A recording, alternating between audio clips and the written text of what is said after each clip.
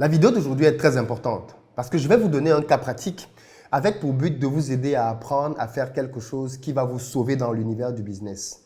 Comment transformer une faiblesse en force? Dans le domaine du business, l'une des choses qui est la plus importante, c'est l'emplacement. Quand vous voulez ouvrir votre boutique, votre restaurant, vous le savez déjà, l'emplacement va être fondamental. D'ailleurs, on aime bien dire que les 3 choses les plus importantes quand on veut investir sont l'emplacement, l'emplacement, l'emplacement. Et pourtant, on est d'accord que tout le monde n'a pas forcément un emplacement qui est bien situé. Parfois, les emplacements moins chers au niveau de votre bourse sont des emplacements qui ne sont pas forcément bien situés. Comment vous faites pour résoudre ça? Voici le cas de figure que je vous donne. Supposons que vous êtes, vous, le dirigeant d'un centre commercial, un grand centre commercial, ok? Pour pouvoir faire votre centre commercial, vous n'avez pas de place ni d'espace dans la ville. Vous êtes obligé de vous excentrer un tout petit peu et d'aller à une certaine distance de la ville.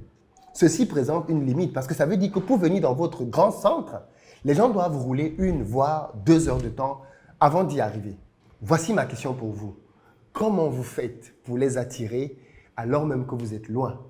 Comment vous faites pour lutter contre l'inconvénient qu'est votre emplacement? Parce que dans ce cas de figure, votre emplacement, il est loin. Et donc, c'est un frein pour la venue de vos clients. Dans cette vidéo, on va résoudre ce cas-là et je vais vous apprendre comment faire pour transformer donc une faiblesse en force. Ne ratez pas une miette parce que c'est une petite formation. C'est parti!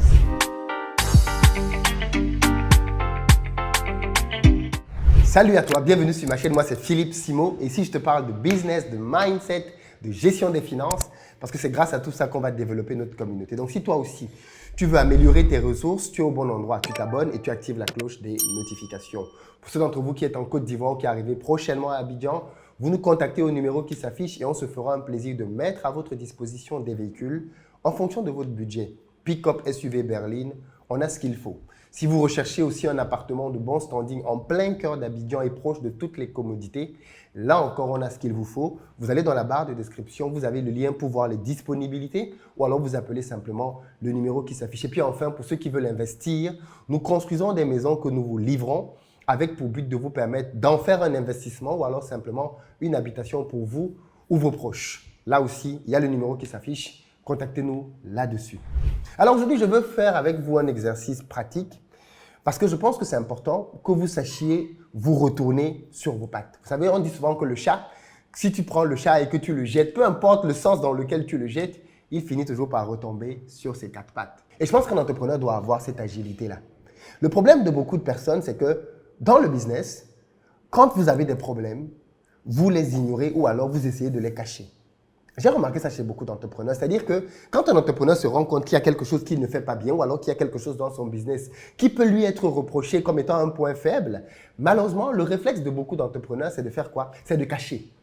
C'est-à-dire que, ou alors simplement d'ignorer. On lui dit oui, par exemple, quand on vient dans votre restaurant, le temps d'attente est trop long. Il fait comme s'il n'a rien entendu. Il s'excuse. Oui, excusez-nous pour ça, vraiment, la prochaine fois, on va faire mieux. Ben, la personne revient la fois d'après. Oui, mais monsieur, on a encore mangé et franchement, le temps d'attente était très long. Il s'excuse encore. Oui, vraiment, excusez-nous, la prochaine fois, ce sera mieux.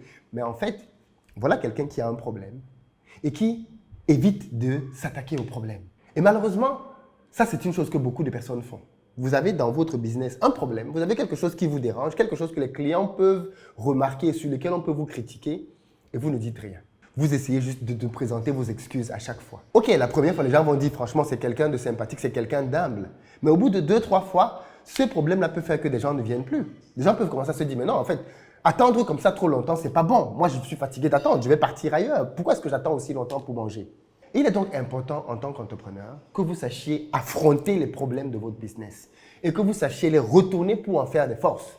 Que quand quelqu'un vient vous dire « Oui, monsieur, on met beaucoup de temps à manger chez vous », que vous puissiez lui donner une réponse qui fait qu'il se dise « Vous savez quoi, on met beaucoup de temps, mais je vais rester parce que c'est une bonne chose ».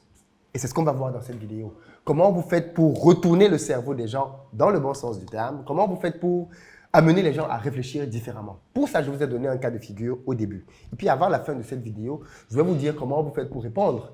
Aussi, pour ceux d'entre vous dont on peut se plaindre de la lenteur, par exemple. Donc, on va régler les 2 problèmes ici. L'emplacement et la lenteur. L'emplacement. On vous dit, votre emplacement, il est très loin. Franchement, pour venir dans votre boutique, ce n'est pas évident. Peut-être que vous avez déjà entendu ça. Moi, j'ai des clients qui venaient me voir, me dire, Philippe, oui, voilà, nous, on a lancé notre boutique, on est dans une petite ruelle, on a du mal à avoir des clients. Mais bien évidemment, vous n'êtes pas bien positionné, vous êtes caché, vous êtes à un endroit où on ne peut pas vous voir. Et d'autres qui disent, oui, franchement, notre lieu est loin par rapport à là où sont nos clients. Comment on règle ça quand nous sommes à un endroit qui est loin par rapport à nos clients? On va prendre un cas de figure simple d'une entreprise qui a eu le même problème et qui est parvenue à le régler. Voilà pourquoi c'est important que vous ayez une culture business. Les solutions ne vont pas toujours venir de votre tête. Parfois, vous allez voir une solution que quelqu'un a appliquée dans son industrie et ça va vous inspirer par rapport à votre propre cas. La société dont je parle s'appelle IKEA. Pour ceux d'entre vous qui ne savent pas qui est IKEA, IKEA c'est le leader mondial de l'ameublement dans les maisons. En gros, IKEA c'est une entreprise qui va vous permettre de pouvoir trouver chez eux tout ce dont vous avez besoin pour meubler votre maison. De la cuisine jusqu'à la salle de bain, vous avez tout. Vous avez l'électroménager, vous avez les meubles, vous avez les accessoires, vous avez la décoration, vous avez les luminaires, vous avez tout pour toutes les pièces de la maison. IKEA vous donne tout ce dont vous avez besoin. Pour faire simple, IKEA, pour ceux qui sont en Afrique, c'est un peu comme Orca, puissance 10 000, vraiment 10 000 quoi. IKEA donc, comme ils ont besoin de grands espaces pour implanter leurs centres commerciaux, dans la plupart des pays au monde, ils sont obligés de s'excentrer par rapport à là où les gens habitent. Donc, ils doivent aller à des heures parfois pour trouver un grand espace qui va leur permettre de déployer toute leur stratégie et tout leur matériel. Et ça, bien évidemment, c'est problématique pour les acheteurs. Parce que parfois, les gens se disent, mais pour aller chez IKEA, je dois mettre 2 heures de temps. Pour aller chez IKEA, je dois mettre 1 heure et demie. Pour aller chez IKEA, je dois mettre 3 heures de temps. C'est trop loin. Et bien évidemment, on est d'accord que si tu te lèves et tu te dis, je dois mettre 3 heures de temps pour aller acheter des ampoules pour décorer ma maison, il y a des chances que tu te dises, non, ça ne vaut pas la peine, je ne vais pas y aller. Et donc, qu'est-ce qui va se passer? IKEA va perdre des clients. Comment ils ont décidé d'attaquer ce problème? Très ingénieuse.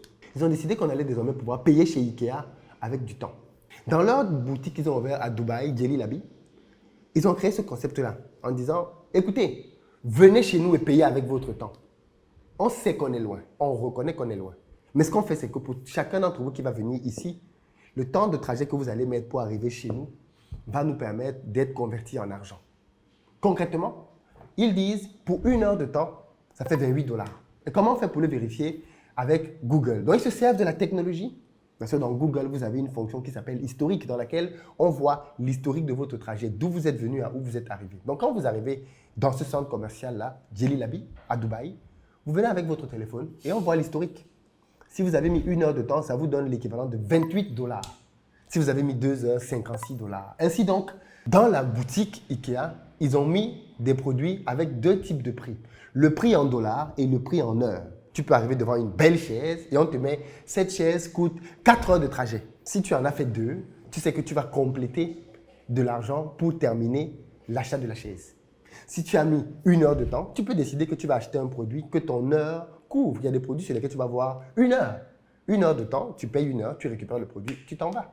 Avec 2 heures de temps, tu pouvais par exemple acheter une bibliothèque dans laquelle tu vas ranger tes livres. Donc IKEA a donc eu cette brillante idée de proposer aux clients de payer avec leur temps.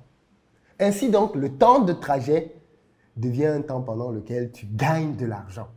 Très ingénieux, n'est-ce pas? Très astucieux, on est d'accord? Conclusion, les gens se sont rués chez IKEA. Les gens ont oublié la distance. Parce que vous savez, quand il s'agit de faire un bénéfice, un gain, fût-il mineur, les gens sont prêts à oublier beaucoup de choses qui peuvent être comme des inconvénients. Et donc, face à cette annonce d'IKEA, eh bien, le centre a été rempli. Les clients venaient de partout pour faire leurs courses. Et l'opération a été un franc succès. Au bout d'un certain temps, IKEA a juste retiré ça parce qu'ils avaient déjà assez de trafic, assez de personnes qui avaient pris l'habitude de venir faire 1 heure, 2 heures de course. Et bingo, IKEA avait réussi son pari. Je te dis ça parce que tu peux faire la même chose. Tu peux transformer le temps de trajet que les gens mettent pour venir à ton emplacement en argent.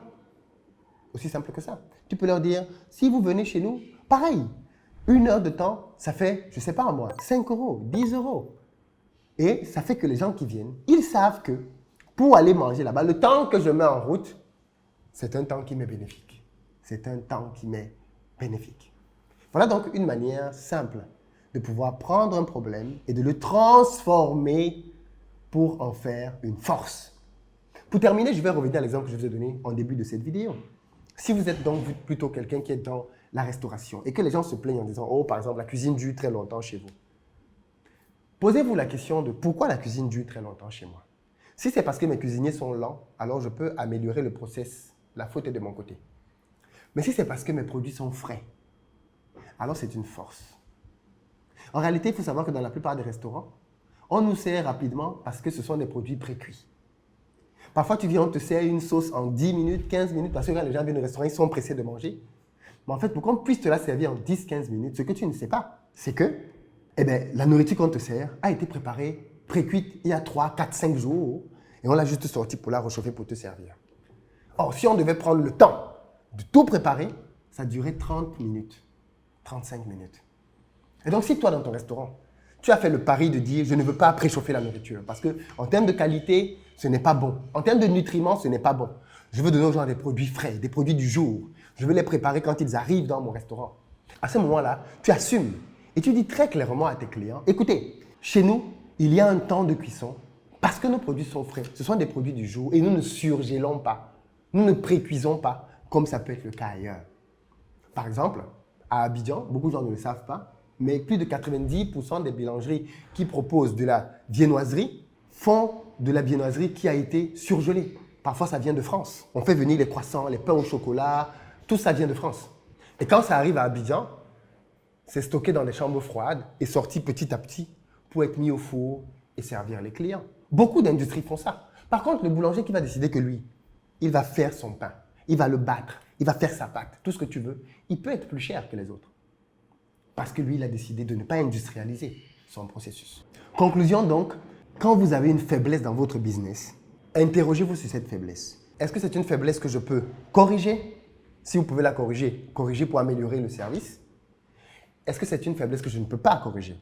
Et si vous ne pouvez pas corriger, demandez-vous, pourquoi est-ce que je fais les choses de cette manière?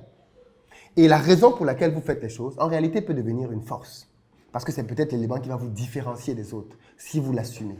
Nous assumons de prendre un peu plus de temps, mais nous vous donnons un produit frais. Nous assumons d'être un peu plus loin, mais nous compensons cela en vous faisant payer avec votre temps. Et des stratégies comme celle-là, il y en a plein.